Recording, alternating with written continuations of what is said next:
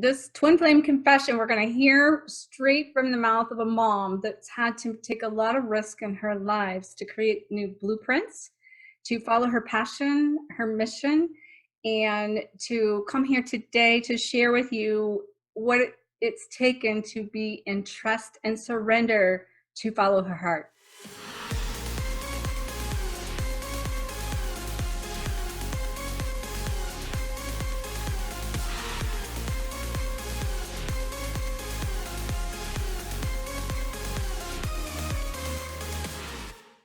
Hi, fellow flames. In case we haven't met, my name is Dr. Harmony, and I will teach you to live fearless, live loved, and live free. Today, I have a very special guest for you, Holli McCormick, and she has come to share her wisdom and her knowledge of shifting from where she's wanted to be in divorce, children that are involved in that divorce, and shifting into her purpose and her mission. So welcome, Holli. Thank you so much, Dr. Harmony. It is such a pleasure to be here with you. I'm super excited. It's been a long time in coming. I know. We've been planning this for quite a while, and it just wasn't the right timing, right? Nope, not at all. I wasn't quite there yet. When the timing is right, it just falls into place. And so we've even had some confirmation of that today since we've been in contact for this particular episode on what this episode was really, the heart of it was about. So yeah. When we get there, I think that would be good to share. So start by telling us a little bit about where you were in this journey, how we kind of connected, how you've had to make some huge risk to step into your purpose. Can you talk about those things?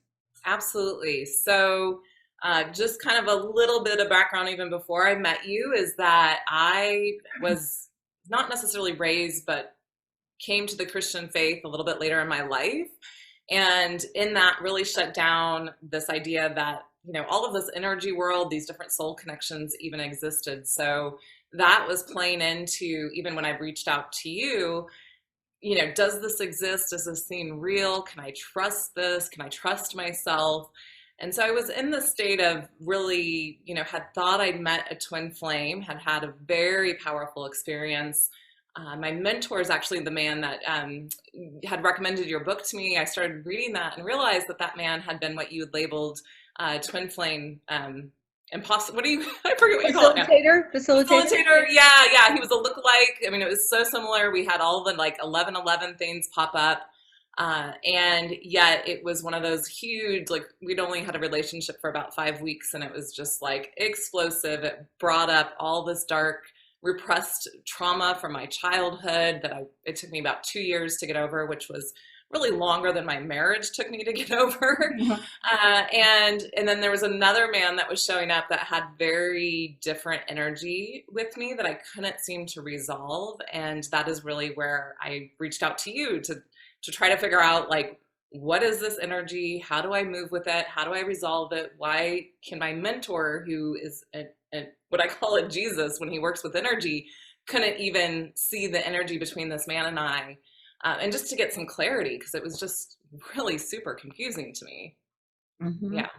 So how did that relate to you, like being activated through that process, connecting to an inner desire of knowing that you had a purpose inside, but then your reality and your daily life had a connection to a marriage and children and things like that, mm-hmm. had to transpire for you to step forward with your truest calling, your highest mission?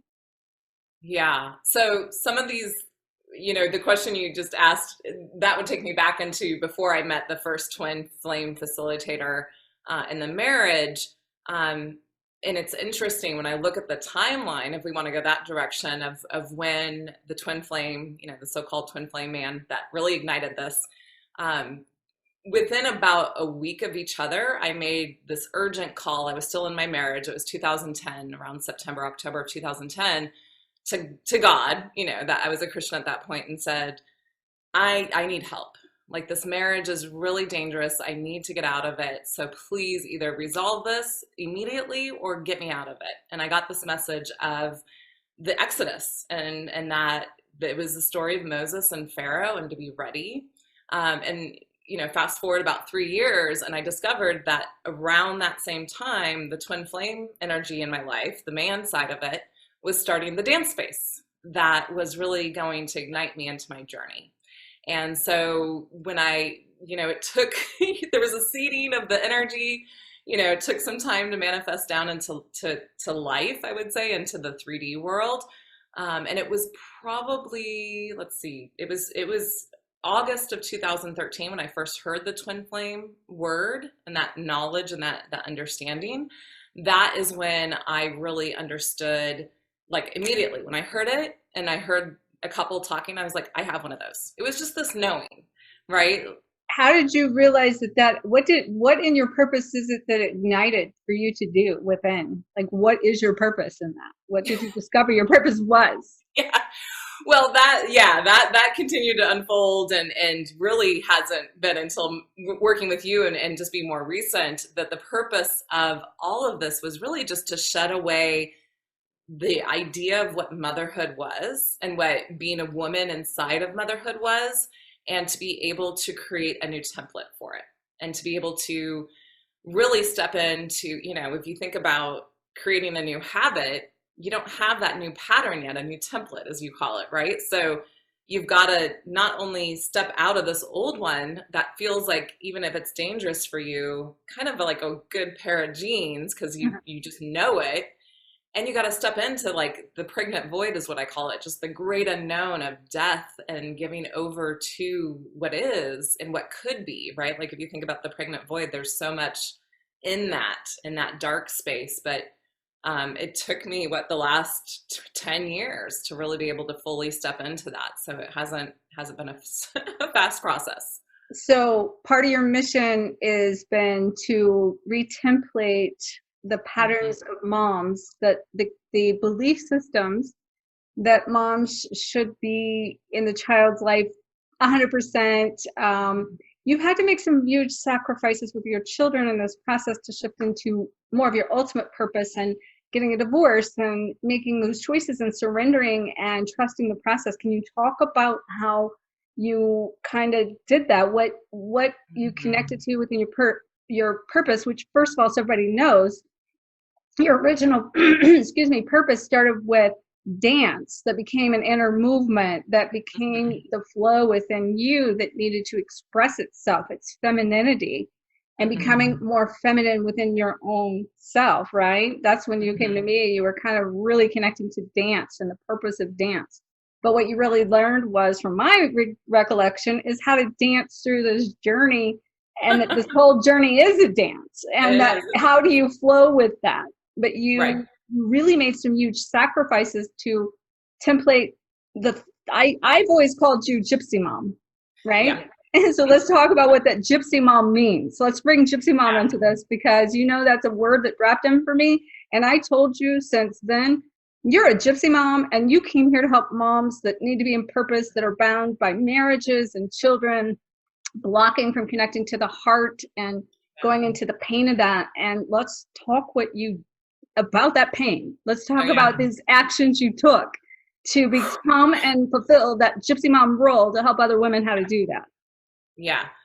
And that's where eventually there'll be a book, I'm sure, coming out of this. But it's one of those things that, and when you're going through it, I don't think you really know what you're doing until the hindsight and be like, wow, how did I get through that? But I know initially it was that woman connecting in deep prayer on her knees, pouring her heart out to spirit, to soul, to universe, whoever you want to call that source that connects us all.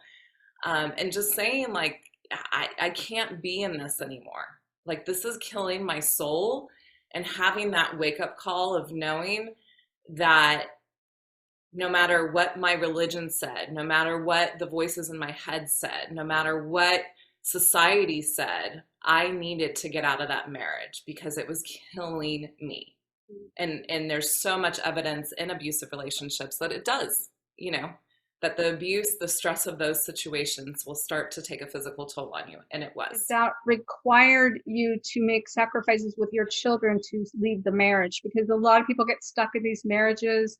Yeah. A lot of the divine masculine are stuck in marriages because of children, and they're staying with their wives because of the children, and the children are affected, and the children are involved here. Yeah. What I think is important in this for people to understand is that those children contracted with us as parents to learn their lessons as well. Right. When I went through a lot of work with that, right? Yeah. And a lot of letting go of shame, guilt Hmm. around choosing things you needed to choose for your soul's purpose and mission that affected how it was going to go forward with the relationship with your children and where the children were going to live in different states. And, you had a calling to leave the area and all these things. So let's talk about some of those things that you went through. Absolutely. So the first thing that comes to mind is just when I was contemplating, divorce was not an option was kind of a tagline that I had, and my ex knew that and used that against me a lot. And I'd thankfully been in some recovery programs from abuse and trauma that had just really at least opened up the horizon enough. This is before, the twin flame stuff started to come in fully, but it just had opened enough that I realized 50% of my time, children's time could be in a home where somebody was doing the work to try to get healthy. That was better than being in a home 100% of the time that was unhealthy for them. Mm. And that little like awareness was just the door. And I actually wrote a children's book about this where it's a sacrifice. Staying in that marriage was not an option for me because it wasn't healthy for my ex as well, right? It wasn't healthy for the kids, but it also wasn't healthy for him because he might have done something that at some point he would really regret to me. And so just having that awareness was literally helping me get out. I had no idea. I'd been a stay-at-home mom, so talk about being part of the system, the patriarchal system. I was in it. I had no idea how I was going to provide for myself, had no idea what the custody was going to look like, but I just trusted. And the custody turned out, that he wanted 50%. That was a huge shock to me. But I heard a still small voice, and at the time I thought it was God, but it was really me saying, take it. You need it. You need the space to be able to work on you. And so I took it. And that was the next small little step.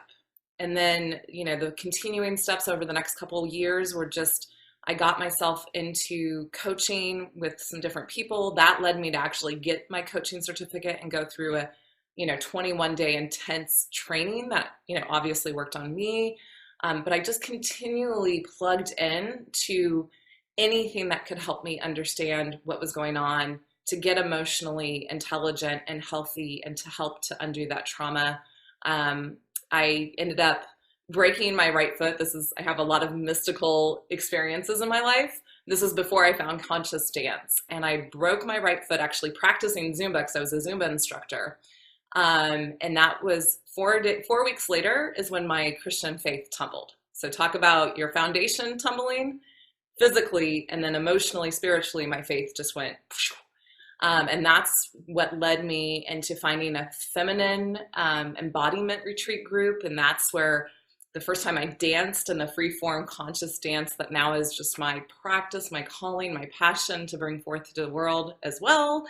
I had my walking cast on. And they had wanted to do surgery on me, but that was actually another huge point is it really was the first time I really trusted my inner voice, because everyone around me, go do the surgery. And I just heard this, like, don't do the surgery.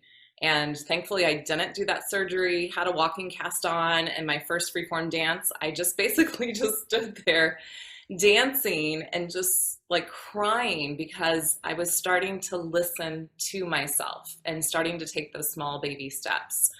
And then, like I said, it was just continual process over the last couple years until really, when you and I started working, that's when things were starting to hit the precipice. It was literally Mother's Day of 2018. I was living in Silicon Valley at that point in time, driving for Uber and Lyft, just doing whatever I could to survive. I tried going back into corporate America. Just as a single mother, it did not fit me. It didn't give me the time and the money that I needed. And I didn't see myself working my way up in this really what I call slave system. So I made the decision to trust the universe again, that my money situation would be provided for. And that's what Uber and Lyft did for me, and Airbnb. So that was great, but things were hitting a precipice in Mother's Day of 2018. And I think that's when I reached out to you for the first time. I was just like, something's moving. I could just feel it in my gut, my solar plexus, my first and second chakra, and my heart. Like, just something needs to shift. Like, I can't keep going in the direction I'm going. And so, at that point in time, my ex and I still had somewhat of a decent relationship. And so we started talking about what things were going to look like. My oldest son was going to be headed towards a tennis academy, possibly full time, which would shift some of my financial ability to stay in the Bay Area. And so I got online with Dr. Harmony here and started, like, just kind of, again, like I keep saying, just wanting to know, what the twin flame energy was and how that was. I don't think I understood back then, but how integrated that was into me really learning to listen to myself and to do these things that most mothers don't give ourselves permission to do for ourselves, because we're so caught in this idea that mothers look like this. Mothers show up to everything. Mothers do this, mothers do that. And so that's when I brought you in. I hired an astrologer, and yeah. So then basically you had felt that inner calling and that pull to move into the purpose and mission and go off to other places. This grid work we talk about, moving to different place to place, and you knew that moving forward with that, with the divorce and the ex, was not going to basically allow you to take the kids, right? Technically, which meant you had to make the decision to basically give up your rights as for the children in order to walk in mission and purpose. And that's the big calling here that you did. And Yeah. I know we worked through a lot with that. We worked through with going to the children's higher selves and realizing that this was contracted on both sides, and you coming to some peace with it and letting go of the guilt and cleansing that to be free, basically, because at the end of the day, your soul was trying to be free to go do what it needed to do, where most people get so stuck and bound to the fears of taking action and worried about the outcome of the children and all these different things. But you really trusted and followed your intuition, we're talking about, and knew that you had some big mission that needed to express itself. And you, from what I have seen, like, it's been a while since we've been in contact, but I know you stepped forward, and I know you got all that settled. And what was really interesting, I think the audience should know, is a good point here, as you trusted, as you listened, as you surrendered, and everything supported you, everything along the journey came up to support you. Yeah. Right? So, like, finding the next location, and you had been set on going in one location, but you ended up in another location, and that other location is where you needed to be to heal the earth and to do grid work and energy healing in the space you ended up in. You've learned to play that dance through everything in your life, which is so beautiful. No wonder you're so integrated, because the dance inside of you is really the dance of this journey. And when you learn how to, when you learn this grace and you learn this dance, and you can dance in this journey, that's when you're really in the flow of your heart and your mission and your purpose, and that your purpose really is your own path, really. And that your path that you follow becomes the blueprint that's creating a change in yourself and your situation, which changes for the collective. So I know there has to be more women, more twin flames, more people trying to get into purpose and mission. And I work with a lot of them. As I said, they're so stuck from moving forward in the fear of what's going to happen. Children being one of the biggest things, divorces being another big thing. And that's one reason why we talked about you coming here today, just to share a little bit about your pain, and now how you've taken that pain and put into your own purpose for your own path. And now you're helping not just do this grid work, but you're helping to coach and help others learn how to dance on multiple levels, not just the dance mentally, the dance physically, but the dance of life, right? Right. And so can you share about a little bit more about where you are now and what you see coming forward with this dance, and what it is you came here to, like, you're seeing clear now. So what more are you seeing at this space now where you're at? And I'm assuming, just one thing real quick, I can only assume, you can look back on all of that and realize that you did the right choice, right? That Yeah. you made the right choice, and you can see that that fear facing it helped you find the freedom, right?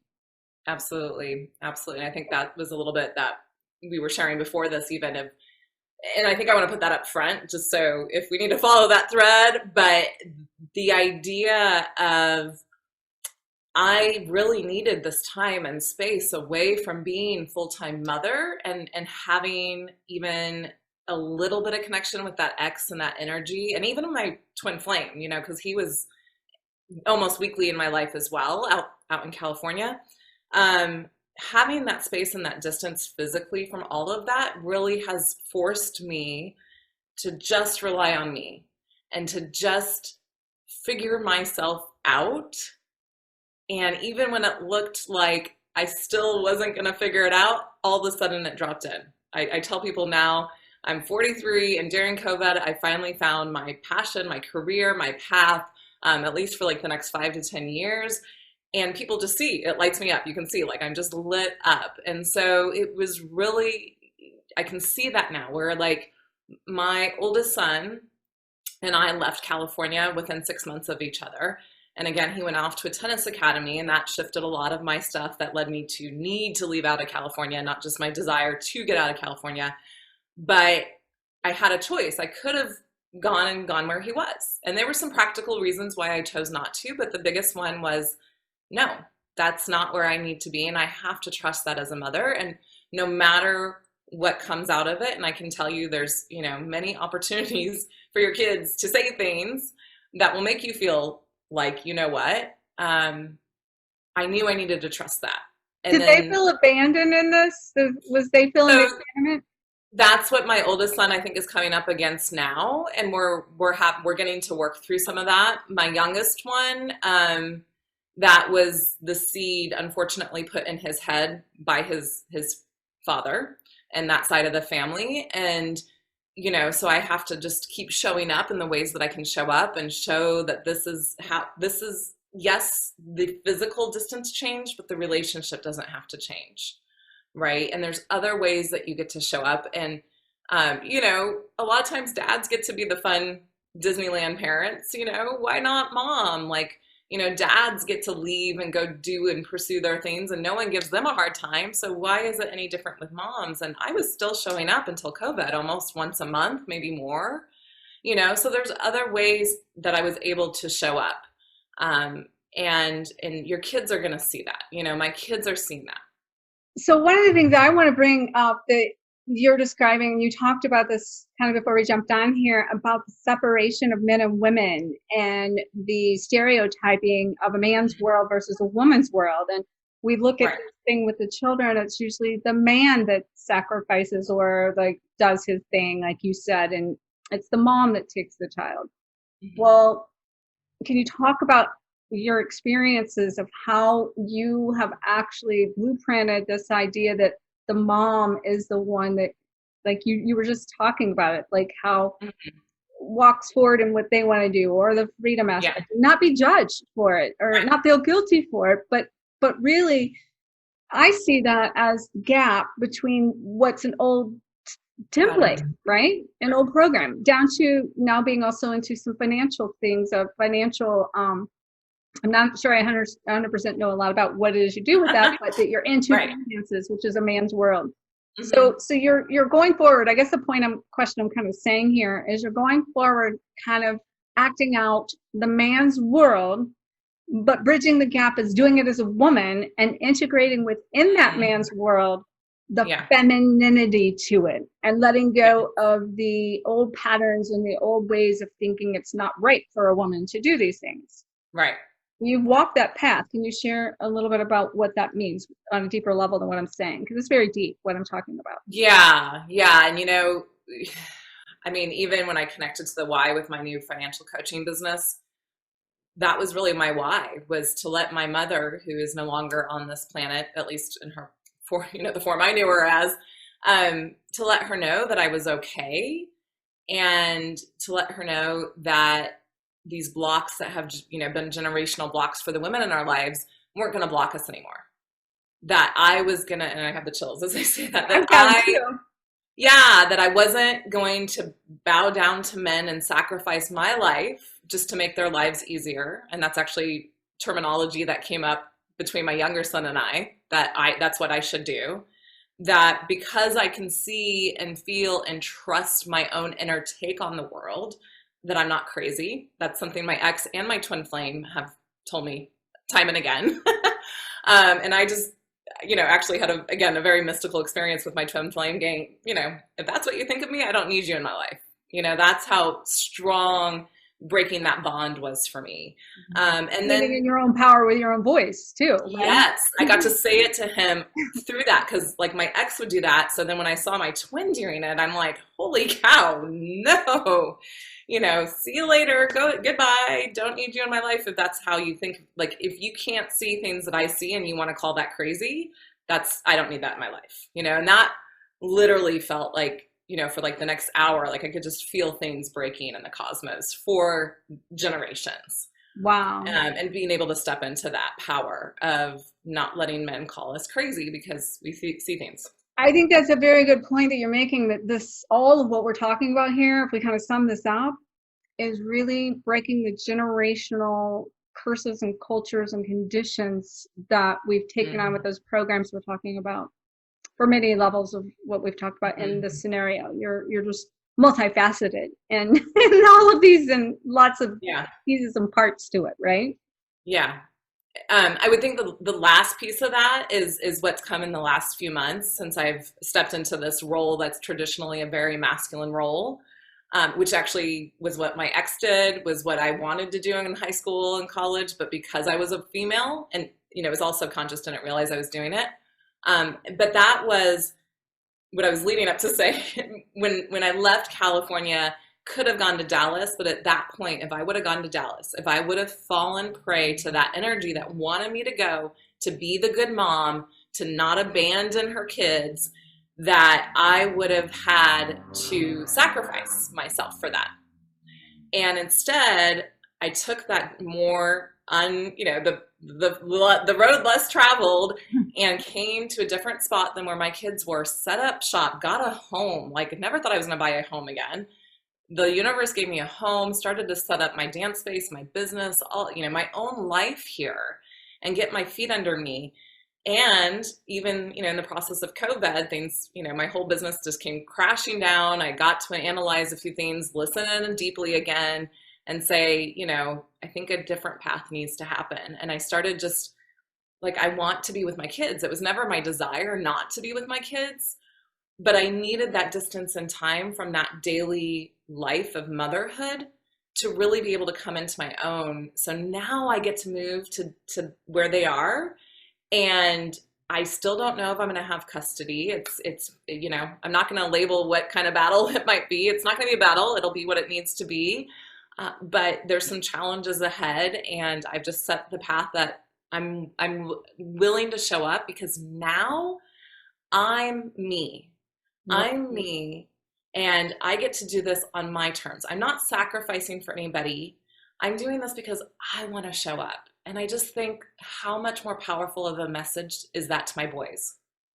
Wow. So you stepped away to find yourself, and now it's coming full circle to come back into a reconnection in a new way, which is a whole twin flame journey in itself. Right? Right. Absolutely. Wow, that is so beautiful.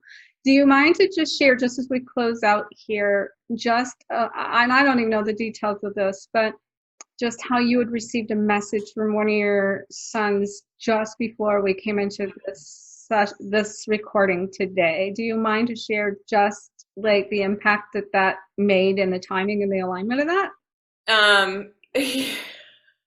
I think I haven't had really time to process and feel it, but the tears were coming up. It's my older son, and I was under the impression after my last visit to him that he just had cut me out of his life. He's a teenage boy, he's got his stuff going on, he's involved in his tennis and his friends, and just didn't know where we were in our relationship. And he had blocked me, I thought, from his phone.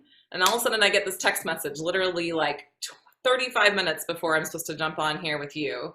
And, we get on, and he's like, oh no, that was his brother that had blocked him from from the phone.